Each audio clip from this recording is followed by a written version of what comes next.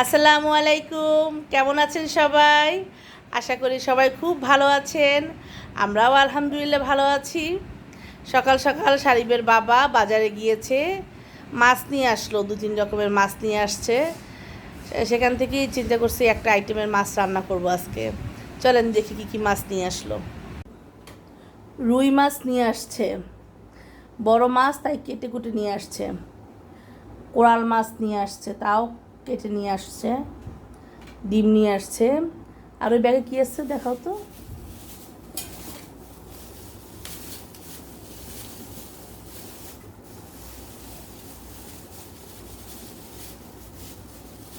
গুড়া মাছ,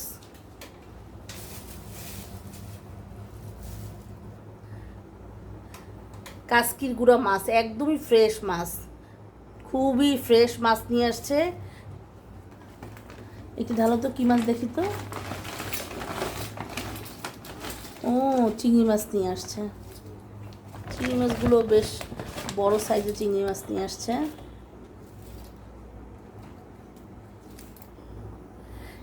চিংড়ি মাছগুলো দেখে মনে হচ্ছে খুব ভালো চিংড়ি মাছ কিনতে পারিনি আজকে।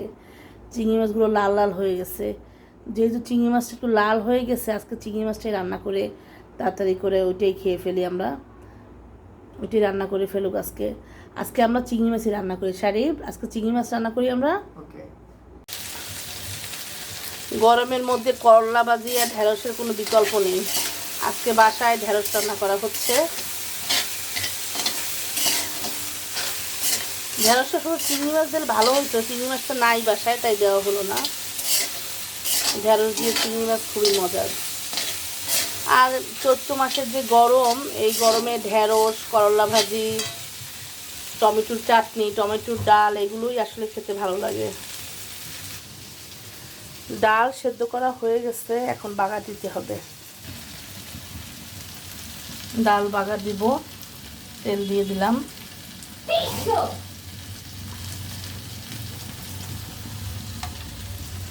পরিমাণ মতন তেল দিয়ে দিলাম।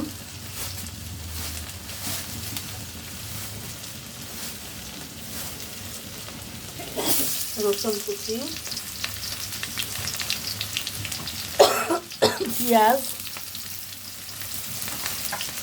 অনেকে ডালে বাগার দেয়, পাঁচফোড়নও দেয়, কিন্তু আমরা পাঁচফোড়নটা কম ব্যবহার করি। মাঝে মাঝে, আমি খুব কম, মাঝে মাঝে পাঁচফোড়নটা ব্যবহার করি। এদিকে ঢেঁড়স ভাজিটা হয়ে যাচ্ছে।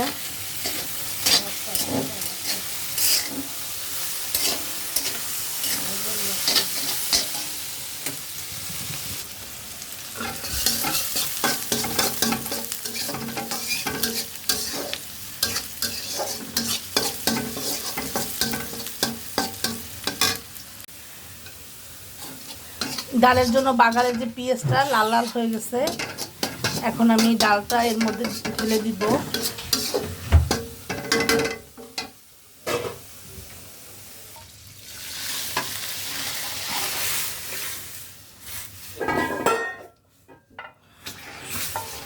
খুব সুন্দর একটা ঘ্রাণ আসতেছে বাগারের। আর ডালের কালারটাও সঙ্গে সঙ্গে চেঞ্জ হয়ে গেছে, ডালের বাগারটাও সঙ্গে সঙ্গে। ঢেঁড়স ভাজি কমপ্লিট হয়ে গেছে রান্না করা। আমরা 2টা বাটিতে ঢেঁড়স ভাজি তুলে নিলাম। আপনারা বলতে পারেন যে 2টা বাটিতে কেন ঢেঁড়স? আমার দাদু, উনি অনেক অসুস্থ, স্ট্রোক করছেন, তো উনি আমাদের বাসায় থাকেন। আমাদের আর একটা বাসা আছে, ওই বাসায় উনি আছেন, আমার চাচা চাচি আর দাদি। তো এই জন্য আমার বাসার জন্য রাখলাম ঢেঁড়স ভাজি, আর চাচিরা খাবে দুপুরে ওই বাসায়, তাই জন্য আর একটা বাড়িতে নিলাম ঢেঁড়স। ডালও হয়ে গেছে, বাগার দেওয়া হয়ে গেছে, ডালও নিয়ে আসলাম।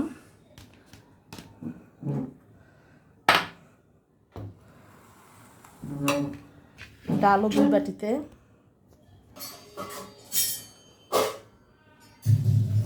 এখন চিংড়ি মাছ ভুনাটা বাকি আছে। চিংড়ি মাছ কোটা শেষ, এখন হলুদ আর লবণ মাখাই নিছি ভাজার জন্য।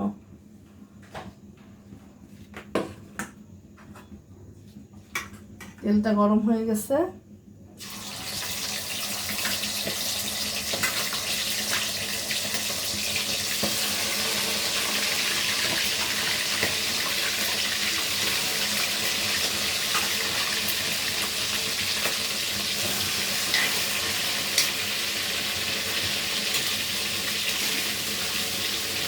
চিংড়ি মাছ না ভাজলেও কাঁচাও রান্না করা যায়, কাঁচাই আমরা রান্না করি। তো আজকে চিন্তা করলাম একটু ভাজি চিংড়ি মাছটা। চিংড়ি মাছটা মাছগুলো যে কিনছে আজকে চিংড়ি মাছটা কেমন অতিরিক্ত গরম, তো একটু লাল লালই মনে হচ্ছে। এই জন্য চিন্তা করলাম একটু ভাজি তারপর রান্না করি, তো ফ্লেভারটা ভালো আসবে, একটু মজা হবে। আর যে কোনো মাছ ভাজলে আর ভাঙার ভয় থাকে না, কাঁচা রান্না করলেই মাছ ভাঙার একটা ভয় থাকে, সেটা যে কোনো মাছই হোক না কেন। আর আইস ছাড়া মাছ তো খুবই কষ্ট রান্না করতে, কারণ এগুলো বেশিরভাগ সময় একটু ভেঙে যেতে চায়।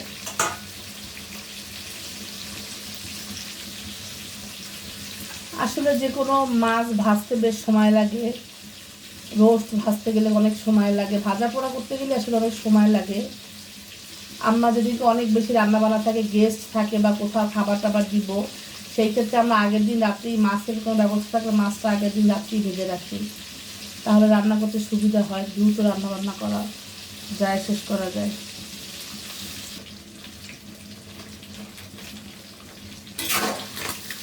হয়ে গেছে চিংড়ি মাছগুলো ভাজা, তুলে নিব।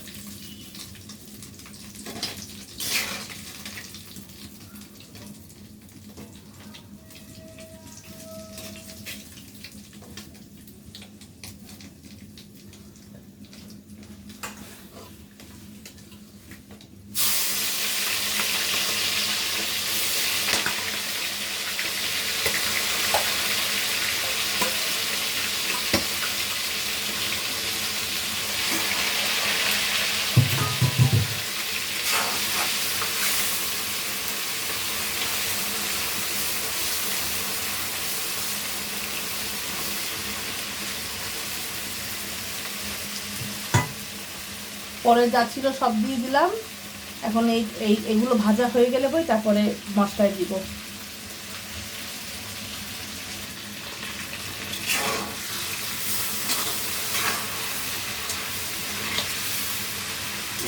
ভাজা হয়ে গেছে এক সাইড।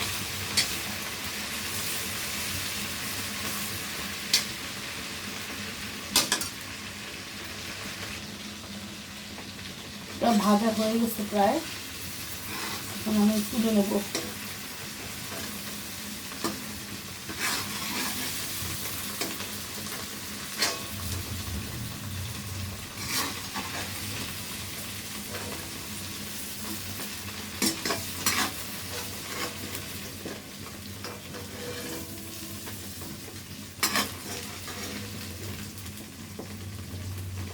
মাছ ভাজার যে তেল আছে এর মধ্যেই আমি পেঁয়াজ দিয়ে দেব, পেঁয়াজ কাঁচামরিচ দিয়ে দেব, কারণ অনেক তেল আছে।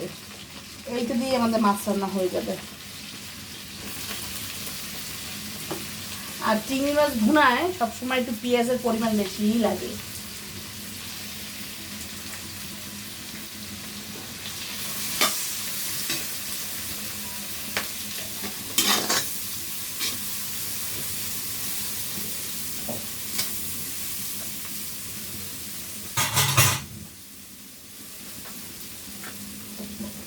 আমার যেহেতু একটা লোহার কড়াই, কাঠের চারা দিয়ে লাড়লেই বেশি ভালো হয়, না চারা করলেই বেশি ভালো হয়, শব্দটা কত শব্দ হয় না, ভাল লাগে না। রান্নাঘরে বেশি হাঁড়ি পাতিলের শব্দ এগুলো ভালো লাগে না, নিরিবিলি রান্না করতে ভালো লাগে।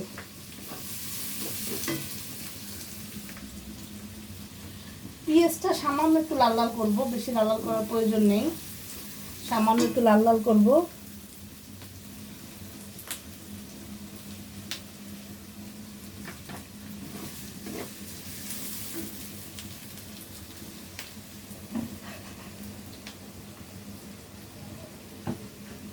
পেঁয়াজটা সামান্য একটু লাল লাল হয়েছে, পরিমাণ মতো লবণ দিব।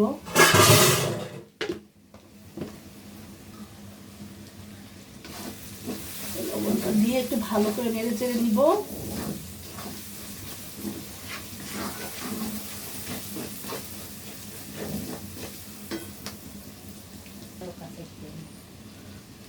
মরিচের গুঁড়া দিব,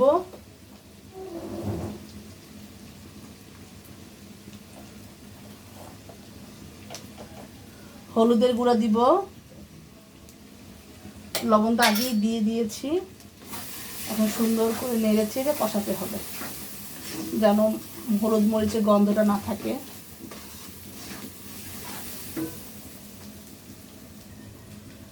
এখন একটু পানি দিব, পানি দিয়ে নেড়ে চেড়ে দিব। লোহার কড়াইতে প্রচুর পরিমাণে তাপ থাকে, প্রচুর পরিমাণে তাপ লোহার কড়াইতে, যার কারণে রান্নাও দেখলাম যে কড়াই একবার গরম হলে রান্না খুব দ্রুত হয়ে যায়।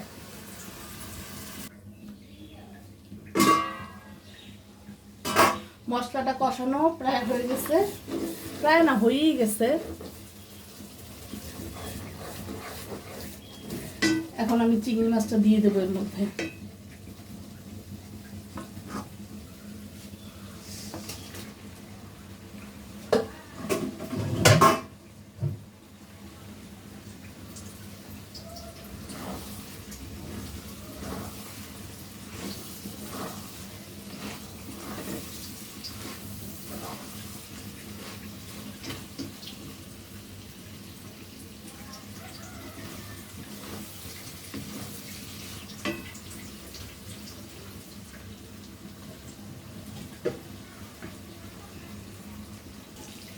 একটু পানি গরম করে তাই দিয়ে দিলাম চিংড়ি মাছের মধ্যে।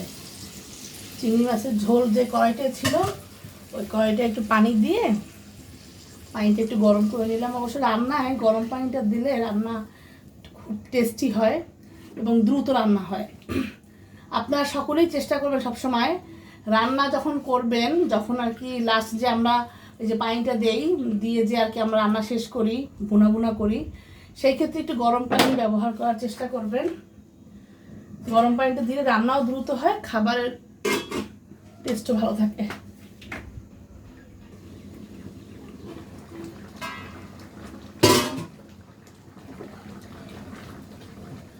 ফুটে গেছে, ঝোল ফুটে গেছে। এখন ভুনা ভুনা ভুনা ভুনা করে তুলে ফেলব।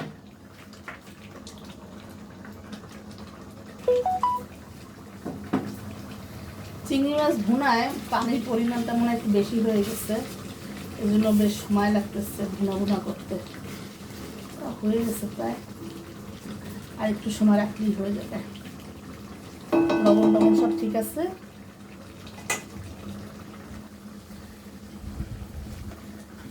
চিংড়ি মাছটা রান্না করা শেষ, একদম খুব সুন্দর ভুনা ভুনা হয়ে গেছে। এখন চুলা বন্ধ করে দিব, বন্ধ করে তুলে নিব। আজকে বাসায় যে রুই মাছ নিয়ে আসছে, তো রুই মাছের পেটে ডিম হয়েছে। তো ডিম ফ্রিজে রাখলে অনেকদিন পুরনো হয়ে গেলে খেতে ভালো লাগবে না, গন্ধও আসবে। তাই চিন্তা করলাম যে এটা আজকে ভেজে ফেলবো। আজকে গরম গরম ভাতে ভাজা মাছের ডিম ভাজা খারাপ লাগবে না খেতে। তাই আমি এখন এর মধ্যে পেঁয়াজ দিব, কাঁচামরিচ। মাছের পেটের ডিম তো একটু ঝালের পরিমাণটা বেশি দিতে হবে, তাহলে ভালো লাগবে না খেতে। আদা বাটা দিব,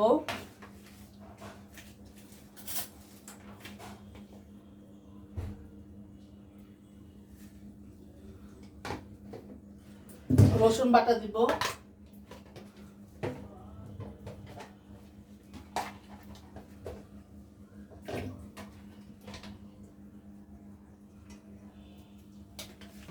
একটা ডিম দিব,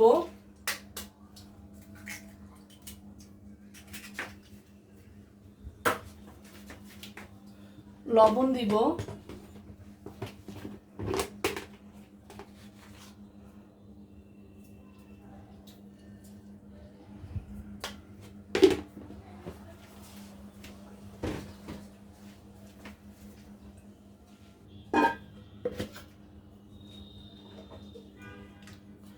হলুদের গুঁড়া দিব,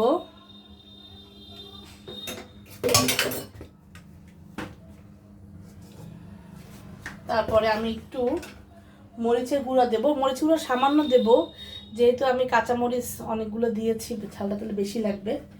সামান্য মরিচের গুঁড়া দেবো, একটু জিরে বাটা দেবো,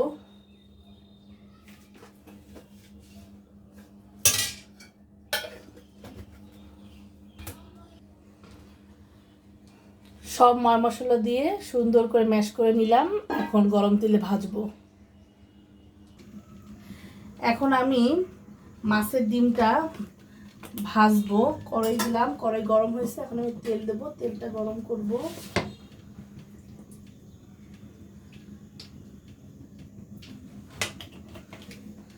তেলটা গরম করে, তেলটা গরম হলে আমি ডিমটা দিব। তেল গরম হয়ে গেছে, এখন আমি দিয়ে দিব মাছের ডিম, দিয়ে দিব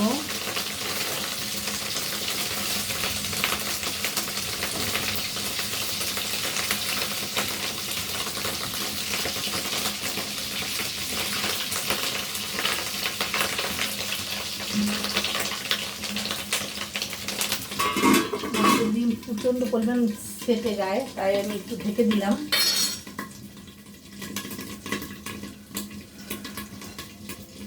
জালটা একটু কমাই দিলাম।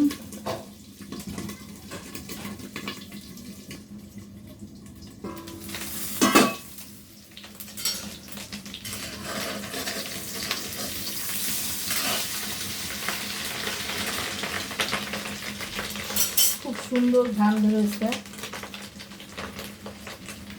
একটা ডিম ভাজা হয়ে আসছে।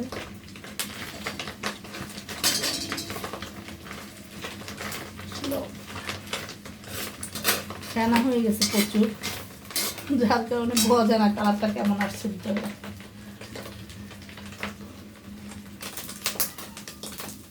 ডিম ভাজা প্রায় হয়ে গেছে, তুলে নিচ্ছি। বাহিরের আবহাওয়া খুবই খারাপ, মনে হয় যেন বৃষ্টি আসবে।